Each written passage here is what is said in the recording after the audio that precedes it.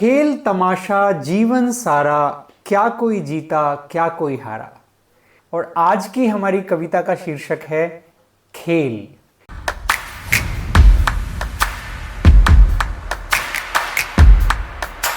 हाँ जी, प्रणाम, नमस्ते। तो हमारी पोएट्री सीरीज में हम एक और कदम लेते हैं। आज हम तीसरा कदम लेते हैं पोएट्री सीरीज में, और आज की हमारी कविता का शीर्षक है खेल। देखिए, हम पोएट्री में ऐसा नहीं कह सकते कि ये कविता मैंने लिखी या ये कविता मैंने रची। देखिए, कविता विशेष रूप से जो स्पिरिचुअल पोएट्री होती है, जो आध्यात्मिक कविता होती है, वो आती है, आप ध्यान आती है, मतलब आपकी एक आंतरिक प्रेरणा से उजागर होती है। आप ध्यान करते हो, हम साधना करते हैं, ध्यान करते हैं, ध्यान करके अंदर से कुछ आप महसूस करते हो, कुछ आप अनुभूत विषय को एक कला के रूप में आता है। देखिए, कोई भी अच्छी कला स्पॉन्टेनिटी में होती है, हमारे भीतर से आती है। तो ऐसे ही ये कविताएं हमको ध्यान में, साधना में कुछ अंदर से लगा और फिर हमने उसको लिखा, तो वही आपके सामने प्रस्तुत करते हैं, आपके साथ शेयर करते हैं। खेल तमाशा जीवन सारा, क्या कोई जीता क्या कोई हारा। खेल तमाशा जीवन सारा, क्या कोई जीता क्या कोई हारा। देखिए, भारतवर्ष में, हमारे देश में सदा ये प्रथा रही है कि लीला बोलते हैं। यहाँ भगवान राम जी की कहानी में खूब बड़े उतार चढ़ाव थे। देखिए, लड़ाई भी थी, पूरी की पूरी वॉर थी, पर फिर भी उसको लीला बोलते कृष्ण लीला। कृष्ण का जीवन क्या बोलते हैं? लीला। लीला माने एक खेल, एक प्ले। राम लीला, पूरी रामायण, राम जी की पूरी कथा को बोलते राम लीला। देखिए, हम ऐसा कह सकते हैं, हमारे जीवन में दुख हो, परेशानी हो, किसी दुखी व्यक्ति के लिए जीवन को लीला कहना बहुत मुश्किल काम है। In fact they may feel offended also, because हमारे, देखिए, इतना सीरियस सिचुएशन है, आप इसको खेल बोल रहे हैं। दुख में जीवन को लीला समझना, खेल समझना मुश्किल काम है। लेकिन ज्ञान यही है, यदि हम अपने दृष्टिकोण को विस्तृत कर लेते हैं, यदि हम एनर्जी को अपनी बढ़ा लेते हैं, दुख माने मन का संकुचित होना ही दुख है। अगर मन को थोड़ा विस्तृत करते हैं, प्राणायाम से, ध्यान से, साधना से, प्राण शक्ति को बढ़ाते हैं, सही रहन सहन से, तो हमारा दृष्टिकोण भी बदलने लगता है। और विस्तृत दृष्टिकोण से यदि हम देखें तो ये जीवन खेल है। देखिए, यहाँ सब बदलता रहता है, अलग अलग समय पे अलग अलग खेल हमारे मन में चलता रहता है। तो जीवन को खेल की तरह देखना ज्ञान है। खेल तमाशा जीवन सारा, क्या कोई जीता क्या कोई हारा। वह सबको है खूब नचाता, दुख की सुख की भूमिका कराता। वह सबको है खूब नचाता, दुख की सुख की भूमिका कराता।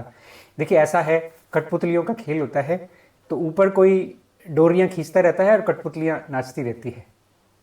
ऐसी एक ये परिकल्पना है जिसमें जीवन का सत्य है, कोई है जो ये सारे जीवन में सबको, हमारी भावनाओं को, हमारे विचारों को चला रहा है। सुख की भूमिका तू खूब निभाता, पर दुख तुझको है ज्यादा सिखाता। सुख की भूमिका तू खूब निभाता, पर दुख तुझको है ज्यादा सिखाता। देखिए, हमको कई बार craving for the like and aversion for the dislike, एक राग रहता है सुख के लिए और द्वेष रहता है दुख के लिए। ये मन में रहता ही है। यदि मन को हम और प्रौढ़ता में लेके जाएं तो हम देखते हैं सुख ठीक है, अच्छा लगता है, पर दुख हमको गहराई देता है, दुख हमको ज्यादा सिखाता है। मुश्किल लोग हमको ज्यादा मजबूत बनाते हैं, मुश्किल परिस्थितियां हमको जीवन में ज्यादा कुशल बनाती हैं। खूब खेल है उसने रचाया, ज्ञानी बोले इसको माया। देखिए, माया इसी को बोलते हैं जो सत्य होती नहीं है पर बड़ी सत्य लगती है। ये समझ लेना ही ज्ञान है कि कितना भी ये सत्य लगे, ये खेल है, ये माया है। ऐसा ज्ञानियों का मत है, ऐसा ज्ञानियों का हमारे लिए शिक्षा है। खूब खेल है उसने रचाया, ज्ञानी बोले इसको माया। जो ना जाने वह घबराया, इस माया में पांव फंसाया। गुरु ज्ञान तुझे मंच दिखाता, पात्र हो तुम यह बोध कराता। तो ये जान गए, माया को माया की तरह नहीं जानते हैं तो इसमें फंस जाते हैं, और वही फंस जाते हैं जो खिलाड़ी नहीं है, जो अच्छे से इस खेल को खेलते नहीं हैं। तो गुरु ज्ञान से हमको, ये मंच है, ये खेल है, इसका ज्ञान हमको गुरु कराते हैं। देखिए, गुरु एक कठपुतली के खेल में भी हैं और इस कठपुतली के खेल को चलाने वाले को भी हैं। तो वो दोनों तरफ हैं। तो हमको खेल में रह के वो खेल में माहिर बनाते हैं और ये खेल को खिलाने वाले की भी ज्ञान कराते हैं। गुरु ज्ञान तुझे मंच दिखाता, पात्र हो तुम यह बोध कराता, मस्त खिलाड़ी तुम्हें बनाता और खिलाने वाले से भी मिलवाता। हमारे स्रोत से, डायरेक्टर से, खेलो फिर ये खेल निराला, खिलाने वाला खुद मतवाला। खेलो फिर ये खेल निराला, खिलाने वाला खुद मतवाला। देखिए, खेल है दुनिया, इसका मतलब ये नहीं है कि कैजुअली लो, कुछ मत करो, फिर नहीं, फिर इस खेल को 100% फोकस के साथ, सिंसियरिटी के साथ, पूरे रूल्स के, गेम के रूल्स के साथ अच्छे से खेलने के लिए हमको अच्छा खिलाड़ी बनना पड़ता है दुनिया का। और इसको अच्छे से खेलो, ऐसे बताते हैं, क्योंकि खिलाने वाला खुद बड़ा मतवाला है। मेरी आर्ट ऑफ लिविंग की मुझे याद है पहली बुक जो हमने पढ़ी वो थी गॉड लव्स फन, विनोद प्रिय प्रभु, गुरुदेव की बुक थी, बड़ी सुंदर बुक।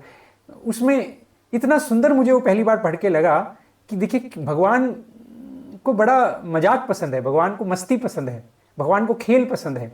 क्यों? खेल ही तो है। अगर भगवान को मस्ती पसंद नहीं होती और भगवान बड़ा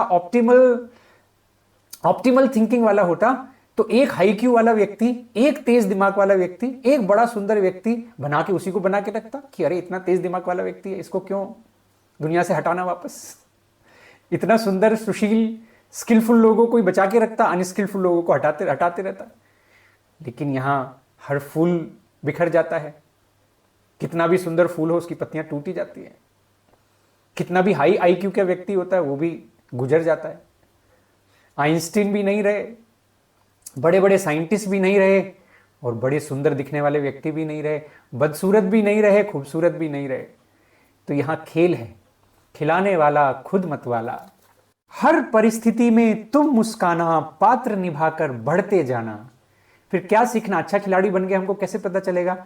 हर परिस्थिति में तुम मुस्काना, पात्र निभाकर बढ़ते जाना। अच्छे से पात्र निभाना, हर परिस्थिति में मुस्कुराना और जीवन में आगे बढ़ते जाना। दुख के पत्थर से जो टकराना, दुख के पत्थर से जो टकराना। जीवन में चुनौतियां तो आती है, दुख आते हैं, चुनौतियां आती हैं, तो क्या करें? दुख के पत्थर से जो टकराना, राह मोड़ना पर रुक नहीं जाना। जीवन में रुक नहीं जाना, आगे बढ़ते जाना। ज्ञान हमको यही सिखाता है। ठीक है, कोई एक रास्ता बंद हो रहा है, दूसरे रास्ते से निकल के अपना जीवन आगे बढ़ाते रहो। दुख के पत्थर से जो टकराना, राह मोड़ना पर रुक नहीं जाना। क्यों? क्योंकि बहता जल ही काम में आता, जो रुक जाता वो सड़ जाता। क्योंकि बहता जल ही काम में आता, जो रुक जाता वो सड़ जाता। बहता जल ही काम में आता, जो रुक जाता वो सड़ जाता।